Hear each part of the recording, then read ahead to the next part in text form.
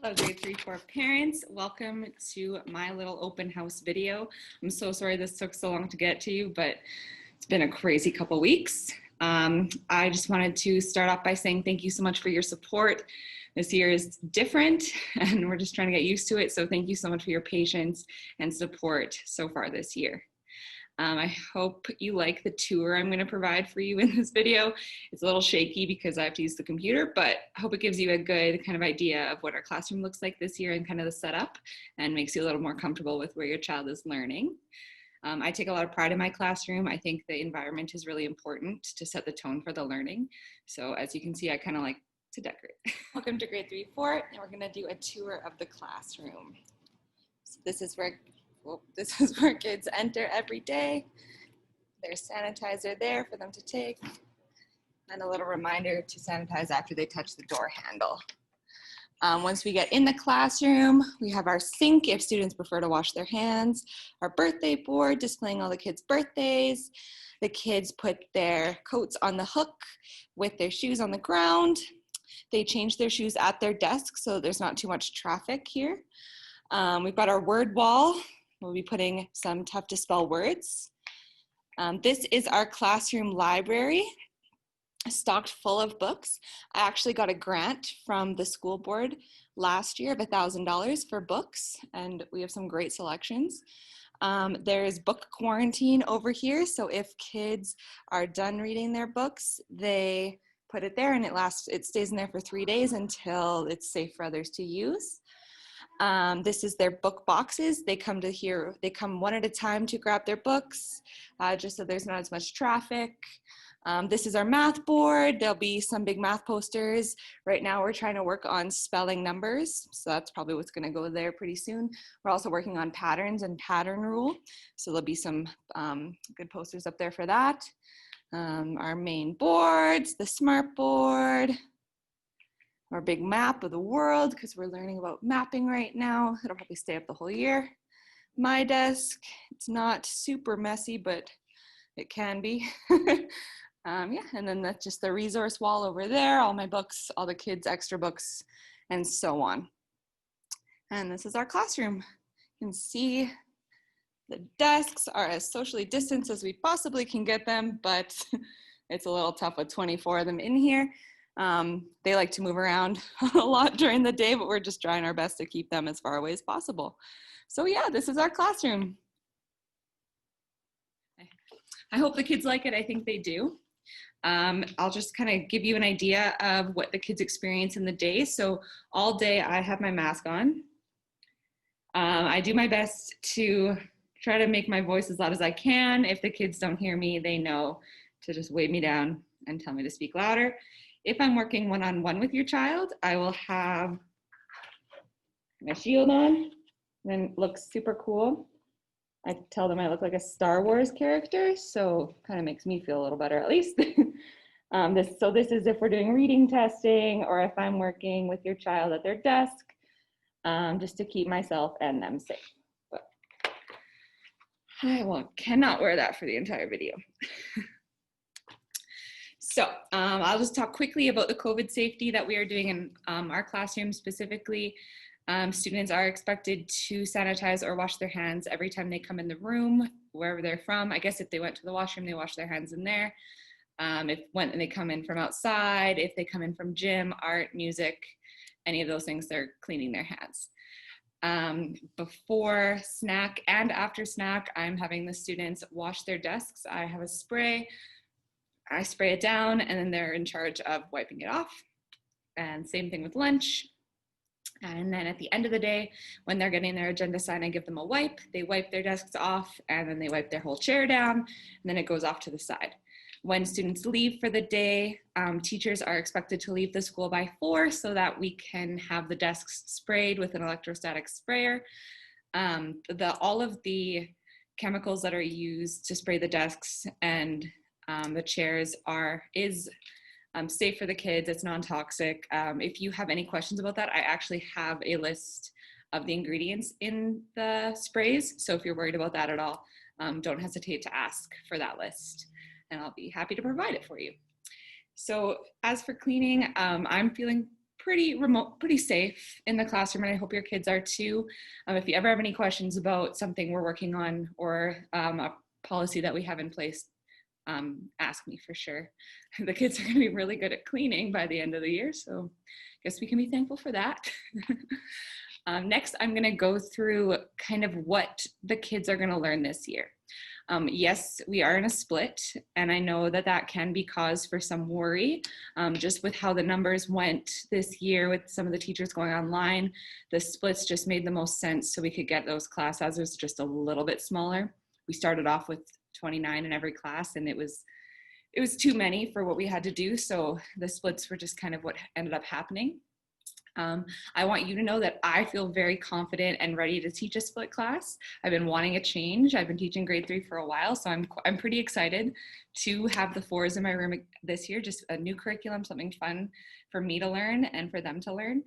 I'm confident with the students that are in my class that they're going to thrive this year.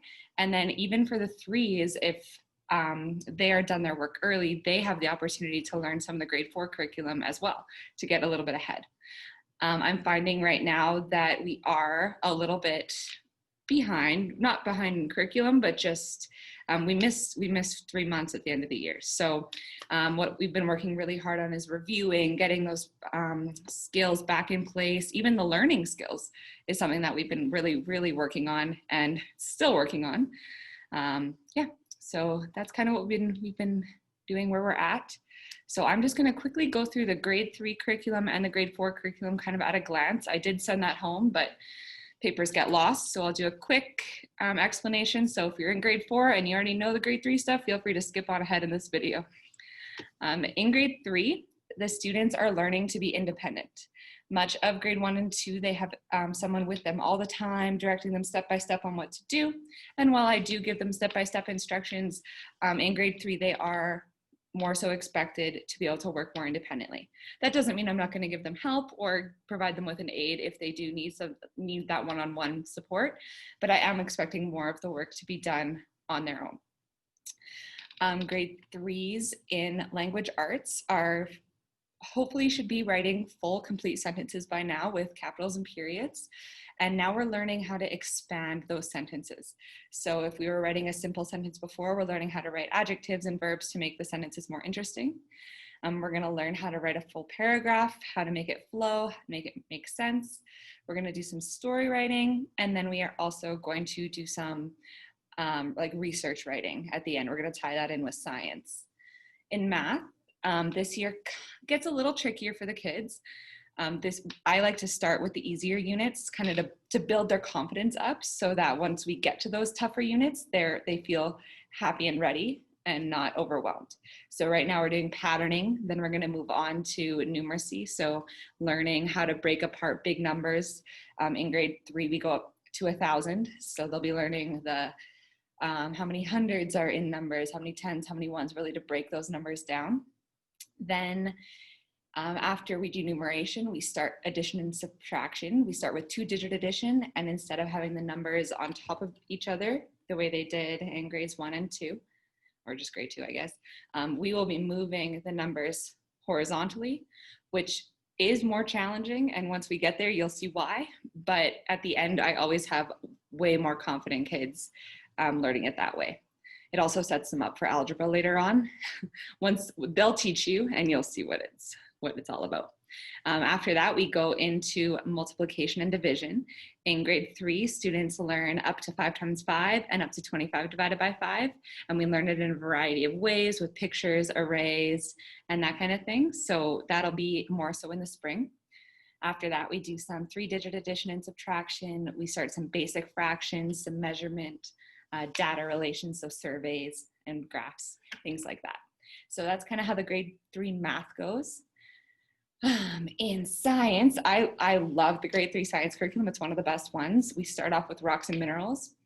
This year, unfortunately, we don't get to do a lot of the fun edible science experiments, but I'm switching stuff up and we'll be doing some fun rocks and minerals experiments. There's lots of rock testing and stuff like that. So we're gonna have fun there. After that, we move on to hearing and sound. We learn how the ears work. We learn what sound is.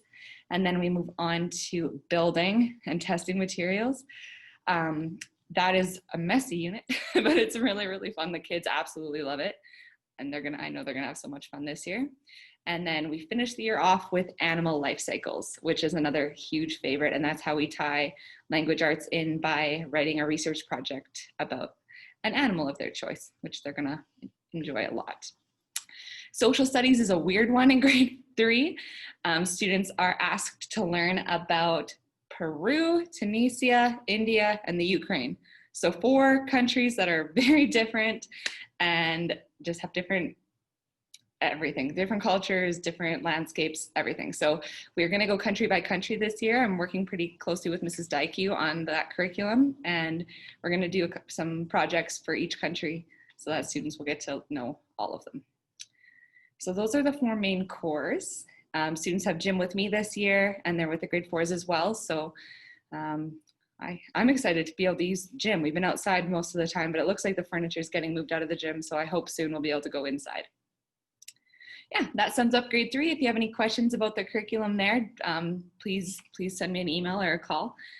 Now move on to grade 4s. Okay, the grade 4 one is one that I'm very, very excited to teach. In science, the students are going to be moving to Mrs. Russell. She's new to the school and she's fabulous. So this way they get to have time with the other grade 4 class, and they get to see their friends for an hour almost every single day. We just don't have science on Monday. So I was really excited to hear that they get to be with their friends. This year, they're going to learn how much waste we produce and identify ways to reduce, reuse, recycle. Mr. Frank did a cool experiment with that last year, so I'm excited to see what Mrs. Russell's going to do. Students also get to build and examine devices with moving parts. I've seen kids build cars with this unit before, so that's really cool. I'm kind of jealous. And they also learn about plants and then a unit on light. I'm not totally sure the order that they're going in, but I think they started with plants. They'll definitely tell you what they're on.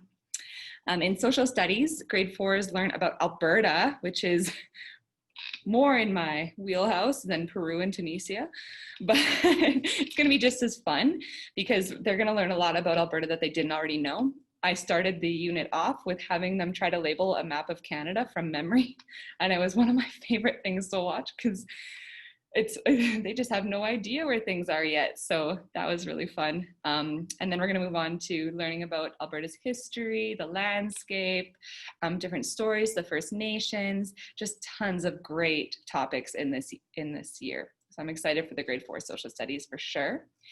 In language arts, students are kind of just really honing in those reading skills, getting that comprehension piece down pat, and they're starting to question what they're reading. So why is the character doing this? Why is the author writing about this? What hints can you find in the book to answer questions? Stuff like that. Students are also learning how to write and discuss different opinions. So they're learning to kind of think more critically about what they're reading or what they're even writing. They're going to express their ideas more logically, doing events like start to finish instead of jumping around with stories and stuff like that. Yeah, they're going to be working a lot more individually this year, unfortunately, due to the current situation, but they're going to be looking more deeply at books and their own writing. In math, we get even more deep into our multiplication and division. Now I know last year we had to do all of multiplication and division online, and that's left a couple gaps. And this is something I expected and I saw coming. So I'm really happy that I know these kids really well, and I was the one teaching them the math on the online platform. So if you are feeling like you want to get your child ready for this year, I have put all the multiplication and division videos into the grade 3-4 Google Classroom. The kids will get their login this week. So if you would like to spend some time with them on those videos, that would be really, really amazing. This year, grade 4 goes up to multiplication 7 times 7. We'll probably go higher than that. And then division, the same kind of thing. Students are learning numbers up to 10,000 this year. Last year was 1,000. excuse me, and they will be using more mental math strategies. They will also be learning about decimals and fractions and how they commingle and work together. They're going to be doing more one-step equations and a little bit of algebra, which I was a little surprised to see in the curriculum, but I'm really excited to teach them their algebra. So it's just very simple algebra, like 5 plus a equals 7. What does a equal to? So I'm excited to see their faces when they see the letters in the number sentences. So grade 4 parents, I want you guys to feel confident in me and our split this year. I am confident myself that we will get through this curriculum and the students will come out with good knowledge of the grade 4 curriculum. There is only 7 of them, so they're getting a lot more one-on-one time with me, and that's what I've noticed so far. Luckily, the first unit patterning matches up pretty well with the grade 3 curriculum, so it's easy to kind of bump them up. So anytime, grade 4 parents, if you have any questions or concerns about things going on, please email me, and we'll make sure that you feel comfortable with your child being in the split. It's a lot of talking. The last thing I wanted to touch on for all parents is our home reading program. We will be starting that, I want to say, in October when our reading groups start, which I'll explain later in this. Home reading, to me at least, is crucial for students' reading development. 20 minutes a night, grade 4, I'd love to see 30 minutes a night. I know we're busy with tons of activities after school, but if students could find the time on their when they come home after school or right before bed, just developing that routine is really, really important. I did early literacy reading in my first years of teaching, and I saw so much more development from students who read consistently at night at home with their parents over kids who didn't. So the home reading program will be, it's really simple. The students read for 20 minutes, parents sign. If they read a certain amount, they get these owls colored. Once they get to the end of a line, they get a prize, that kind of thing. So it is rewards based, but I really do expect students to do that as their homework at home, just so that we can see that kind of progress. We are so lucky this year. We have our reading groups, the same as we've had for the past 2 years, I think. Right now, we are working really hard to level all the kids and make sure we know where they left off, because we haven't been able to test them since last March. Usually we do another one in June. So we're working hard on doing that right now. Once they're all leveled and in their groups, from the period after recess to the period or until lunch, students are with their reading groups. And this year they include writing groups. So this way, students who are at a similar level will work with students at the same level so that they can get a specialized targeted instruction so that their writing can improve as well as their reading. And I am so excited for this. Mrs. Smith is the one that is working on this with us, and she's excited about it as well. So I think we're going to see some excellent results in language arts. Yeah, so if you have questions about that, feel free. I will be sending more information about that as we get it, but right now we're just working on leveling. I will be putting your students' current reading level into PowerSchool. It won't be a grade, but it will just provide you with information so that you know where your child is. PowerSchool is the next thing I'd like to talk about. I work really hard to try to get as many notes and marks into PowerSchool as I possibly can. I don't know if we're going to have parent-teacher interviews yet this year, so I'm going to use that to communicate with you a lot of the time. Please make sure that you are checking it. At the end of every week, I'll try to do a little summary of where I've put comments in.